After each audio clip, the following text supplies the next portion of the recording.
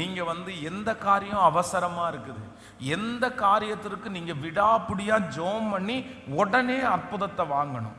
ஆனா சில காரியத்தை என்ன பண்ணணும்னா அதை ஆற அமர விட்டுட்டு எதுக்காக வெயிட் பண்ணணும்னா ஆண்டவருடைய நேரத்திற்காக நம்ம காத்திருக்கணும். கர்த்தருடைய நேரத்திற்காக காத்திருக்கணும். அவர் ஒரு டைம் வச்சிருப்பாரு, அவர் ஒரு நேரம் வச்சிருப்பாரு. அந்த நேரத்தில் எனக்கு செய்வதற்கு கர்த்தர் வல்லவராக இருக்கிறார். அந்த பொறுமையாக அதை வளர்ச்சிக்கு நம்ம வளர்ற வரைக்கும் அமைதியாக தான் இருக்கணும்.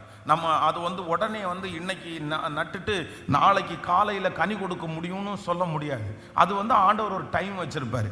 அப்போது நீங்கள் அடையாளம் கண்டுகொள்ளுங்கள், இது அவசரமா இல்லை இதை ஆண்டவர் வெயிட் பண்ண சொல்கிறாரா, இது சில காலங்கள் இப்படி தான் இருக்குமா அப்படின்னு நீங்கள் அதை கரெக்டாக கண்டுபிடிச்சிட்டிங்கன்னா உங்கள் ஆவிக்குரிய வாழ்க்கையில் நீங்கள் கவலை இல்லாமல் சமாதானமாய் வாழ்வதற்கு அது உங்களுக்கு மிகவும் பிரயோஜனமாக இருக்கும். ஹல்லேலூயா.